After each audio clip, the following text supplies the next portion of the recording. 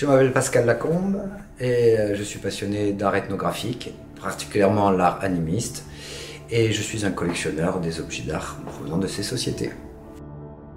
Guy Ferrer, bonjour, je suis peintre et sculpteur. Cette exposition sur le thème des oiseaux vous montre une partie de mon travail qui est dédiée donc à cette thématique magnifique de l'oiseau.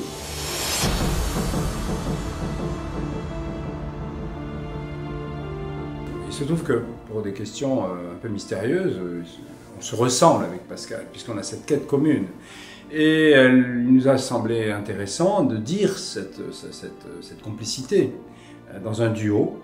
Mais on se rend compte que cette thématique de l'oiseau, la symbolique de l'oiseau, parcourt le temps, parcourt les lieux, parcourt les civilisations.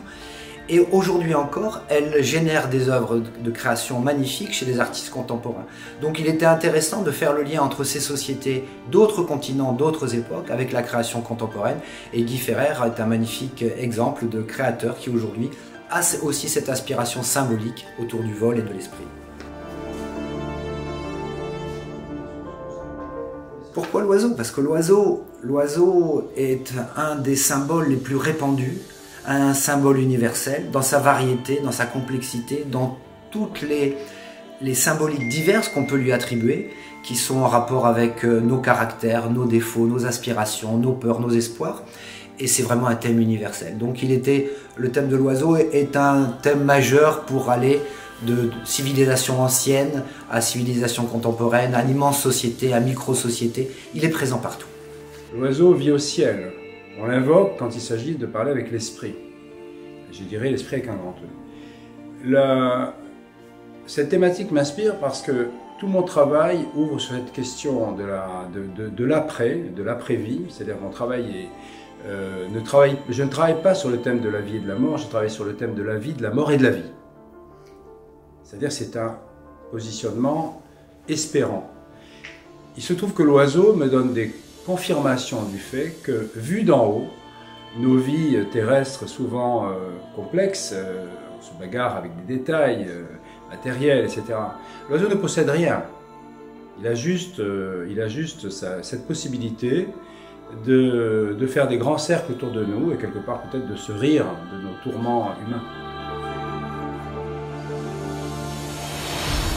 Le choix a été rapidement fait dans le sens qu'il fallait qu'il y ait un écho avec les objets que Pascal Lacombe a sélectionnés, montre ici aussi, enfin une partie, parce que sa collection est beaucoup plus large que ce qui est montré ici. Et je dirais de mon côté aussi, j'ai d'autres œuvres, mais on a choisi celle-là parce qu'elles avaient une correspondance. Elles fonctionnaient en vis-à-vis, en bon écho.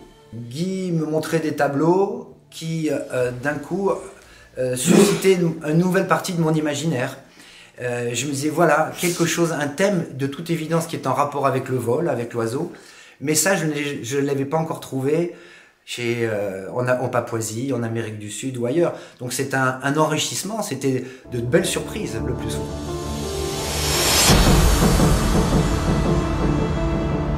L'art, bien sûr, je dirais, c'est presque sa définition, c'est créer une liaison, c'est créer du pont, c'est presque une religion.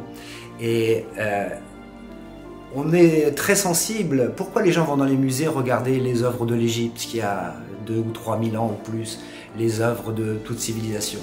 Parce que là, on retrouve notre humanité, on retrouve une espèce de lien immense et constant, un fil tenu entre les différentes civilisations, les différentes époques, les différents lieux. On est attiré vers l'humain, on est attiré vers l'inconnu qui nous semble tellement proche de nous. Et donc c'est simplement en allant rechercher des objets ethnographiques, par exemple sur les oiseaux, eh bien simplement je me rapproche des gens qui les ont créés. Il y a peut-être 50 ans, il y a peut-être 1000 ans, mais je me sens proche d'eux. Ils sont mes amis. Nous nous rapprochons grâce au vol des oiseaux, nous sommes ensemble. Alors l'art peut servir de pont entre les différentes cultures, bien sûr, entre les individus. On partage, je crois que Pascal emploie le terme de religion. C'est vrai que l'art relie, et dès lors qu'il relie, se pose la question de la relation de l'artiste, de l'œuvre et de celui ou celle qui regarde l'œuvre. Ça devient une relation triangulaire, et j'ai envie de dire que ce n'est pas un triangle plat, c'est un triangle vers le haut. À la pointe haute de ce triangle serait l'art.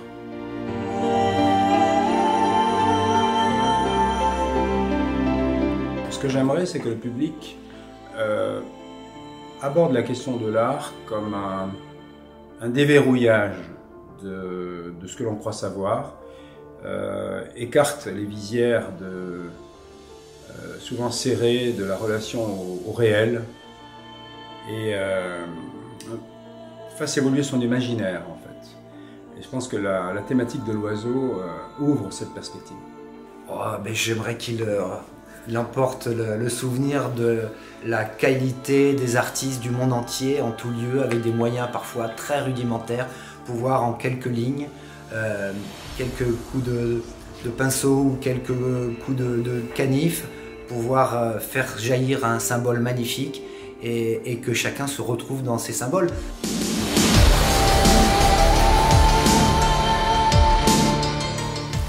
Je pense pas avoir de totem, mais j'aimerais renaître en hirondelle. Petit oiseau magnifique, ces passereaux, voyageurs, qui sont des virtuoses du vol, qui semblent prendre tellement de plaisir à jouer avec le vent, qui vivent comme une bande de copains, qui gazouillent dans tous les coins, qui reviennent après des migrations immenses au même endroit, retrouver leur petit nid où ils sont nés. Vraiment, j'aime bien les hirondelles. Moi, je n'ai pas d'oiseau totem, je ne suis pas comme Pascal. Tous les oiseaux m'intéressent, notre perspective sur le monde, voler le plus haut possible et prendre de la distance.